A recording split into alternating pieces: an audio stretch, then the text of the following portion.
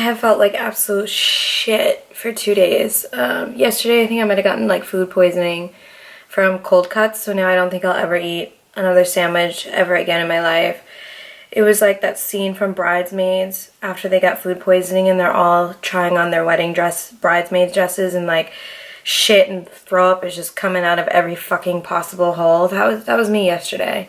So I'm feeling a little weak and, you know, not 100% today, all right? So bear with me while I get through this story time. So I just wanted to tell y'all that this story time could technically be one really long story time, but I'm gonna break it up into two. When I was in college, I went to UMass Amherst. I basically got convinced to move to LA by someone I used to date, which will be a different story time. So I dropped out of college, got on a bus with 99 cents in my bank account, a Greyhound bus. Took me 4 days to get to California. Got to California thinking, San Jose by the way, thinking that I was going to move in with this guy, we were going to start over, blah, blah, blah, blah, blah, blah, blah. And when I got there, he blocked me on MySpace because MySpace was like what was poppin' back in the day, and changed his number. So I'm like sitting in the Greyhound bus station, dirty from like traveling for 4 days, and I'm like, I don't feel like calling my parents because I don't want to hear them say I told you so. So let me try to figure this out. So I like was talking to this chick on MySpace who literally could have been a serial killer because I never met her in person. FaceTime didn't exist at this moment in time. But she was like, you can stay with me. And like an idiot, I'm like, yeah, come pick me up from the bus station. No one ever do this, okay? This is like a Lifetime movie waiting to happen. So she picks me up. I go to her crib. It's the dirtiest motherfucking place I have ever resided in my life. She had no word of a lie. This is no bullshit. She had 21 fucking chihuahuas. There was piss and shit everywhere. Her shower was so dirty, it was like filled with mold. I can't even remember the chick's name, to be honest. I don't have a fucking clue. So I'm like, I can't live here. I can't do this. And so I'm like, what can I do where I don't have to go home? Because I'm gonna like ride this out. So I enroll in San Jose State University. I rush the sorority alpha fee, okay? I'm not a sorority girl. I literally just wanted to do it for housing. So I put on a front. I was like, oh my god, totally. You know, saying whatever the fuck I needed to say to impress these people during the rush. They ended up picking me, and I got picked to actually move into the house, and I was like, yes. And I was like, peace out, bitch. And that bitch actually stole all my makeup. Like, I had so much makeup back then, and she just, like, stole it all. Fucking bitch. So I ended up moving into this sorority, and I, like, lived in this pledge porch. So there's, like, the normal house, and then they had, like, this kind of, like, extra area of the house where all the new pledges live. So it was like 6 of us. And I'm literally the only black girl. Like, the only ethnic girl. Everyone else is white or Asian. And I'm like, all right, let's see if I can, like, make it through this. So finally, like, after a couple of weeks, me and some of the girls on the pledge porch are, like, all getting along really well. And they tell me, like, so I had, like, a bunch of jewelry, and, like, from Target. It's not nice jewelry. It's, like, play jewelry, like, fake jewelry. Like, these earrings are from, like, Claire's or some shit. It's that type of jewelry. So I had a bunch of that jewelry, and the girls on the pledge porch told me, they're like, hey, listen, all the girls in the house think that you stole this jewelry because you're black and you're poor. And I was like, hell no. Hell no. So I'm like, all right, bet. So we do these, like, meetings every Monday. They're called pledge chapter meetings. That's what they were called, chapter meetings. It was, like, for an hour a day. And I remember going to the chapter meeting, and they like, have these, like, paddles, like, little paddles, and you can only speak when you were holding a paddle. And they were like, does anyone need to say anything or want to say anything? And I was like, I do. So they give me a paddle, and I stand up, and I was like, I just want to voice my opinion that it was brought to my attention that some people think that I stole my my jewelry in my bedroom because I'm black and I'm poor and I probably couldn't afford it. And you should have seen the look on all these girls' faces. They were like, one, I'm pretty sure never in a million years has anyone like me ever been in a sorority, let alone actually picked for the sorority. They looked at me like, oh my god, this black trash. I can't get over it. So like, we'll look into it. I'm like, I'm sure you will. And like, the only good thing about the sorority is they had a chef in the house, and like breakfast, lunch, and dinner was taken care of, and it was fucking bomb. Like, the food was delicious. That was pretty much the only thing I liked about living there. The bathroom sucked, and like, if you like wanted to shower and someone was in there, you literally had to wait. It's like being in a cult. I really don't understand how people like actually want to do this shit when they're in college. It's not even like it's like you get into this sorority and everyone like loves you and you're like this family. You get into the sorority, it's like literally being in the Bad Girls Clubhouse. I literally think that being in the Alpha Phi sorority prepared me for like my experience on Bad Girls Club. Like, I was already used to bitches and living with them. Then when I got to the Bad Girls Clubhouse, I was like, oh, this is gonna be a piece of cake. If I can survive a couple of months in Alpha Phi, I can definitely survive a couple of months in the Bad Girls Clubhouse, period.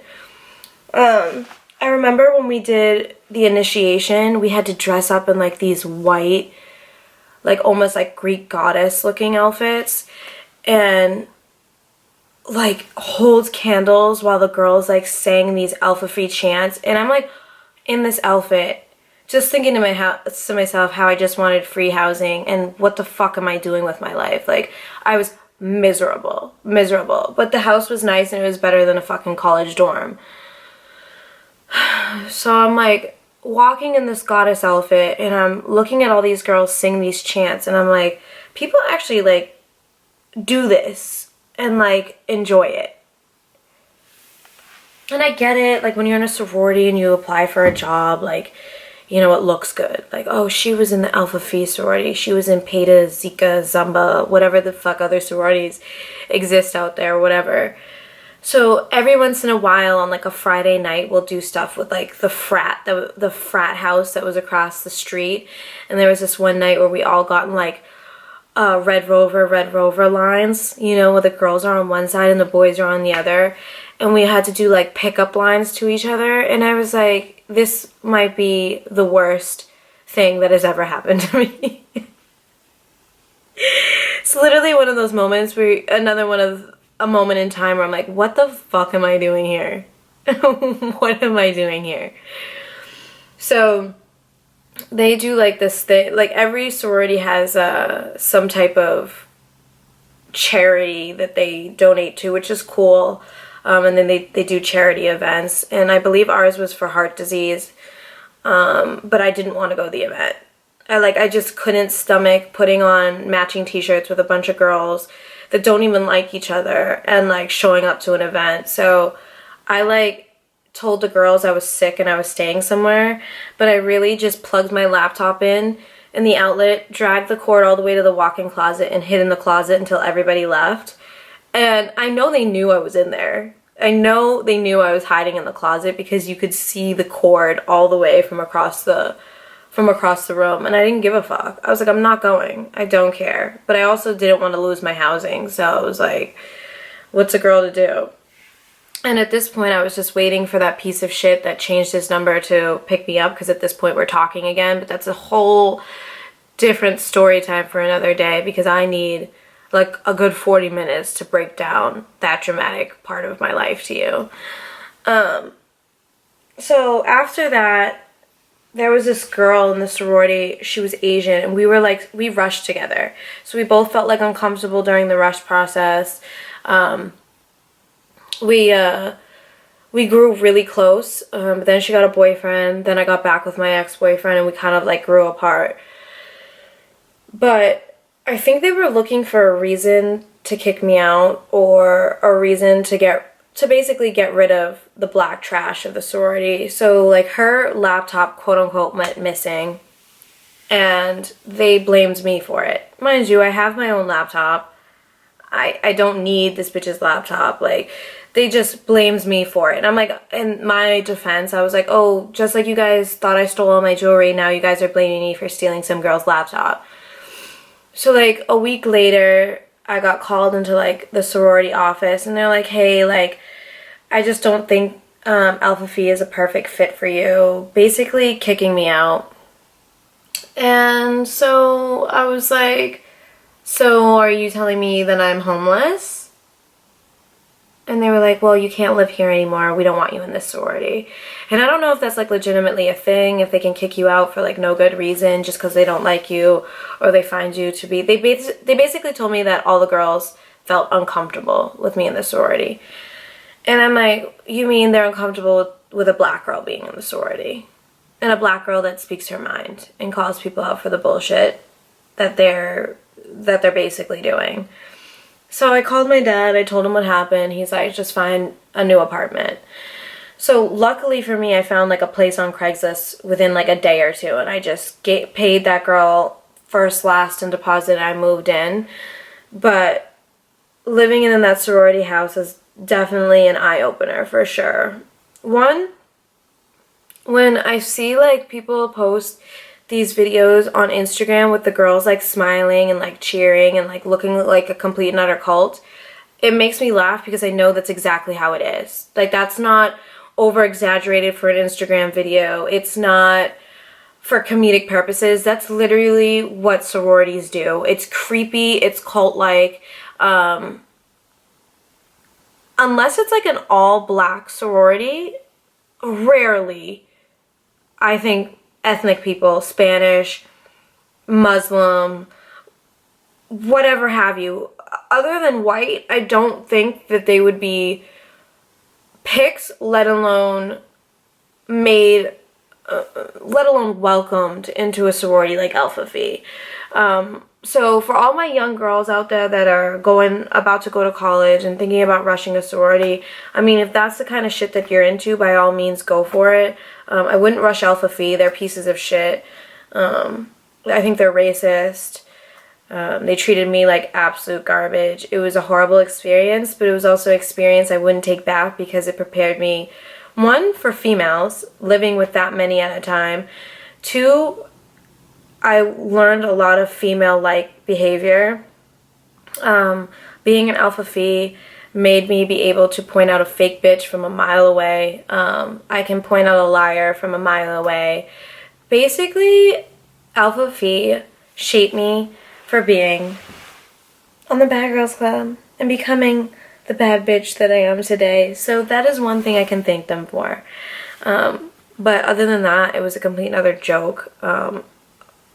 Not one moment was I proud or happy to say I am an Alpha Phi member. No one actually, I think before this video, I think Gabby and my family might be the only people that know about this story, because I've never been like, yay, oh my god, rushing for the sorority was the best experience ever. No, it was a fucking nightmare. An absolute nightmare. God, I wish I could remember the songs that they sang, but I don't. But I'll never forget the outfits we wore. We literally looked like we were about to do some type of fucking witchcraft seance. Singing, and they're singing, and they're singing, and it's like they sang for a fucking hour. I'm like, how the fuck are you guys singing for an hour? Just tell me I'm in this bitch, and let's get this over with.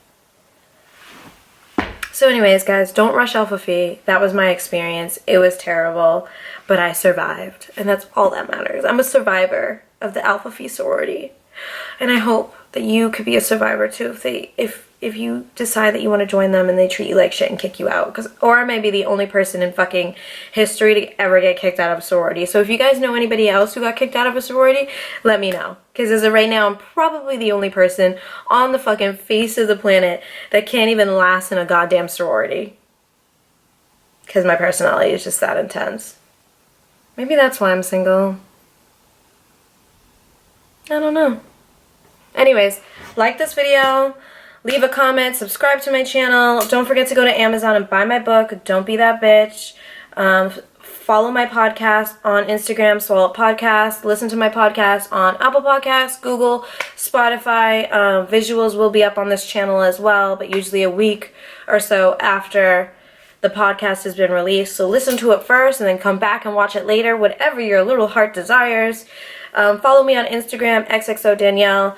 I love you guys. I'm not feeling too good right now, and I look very pale, and the bags under my eyes are crazy.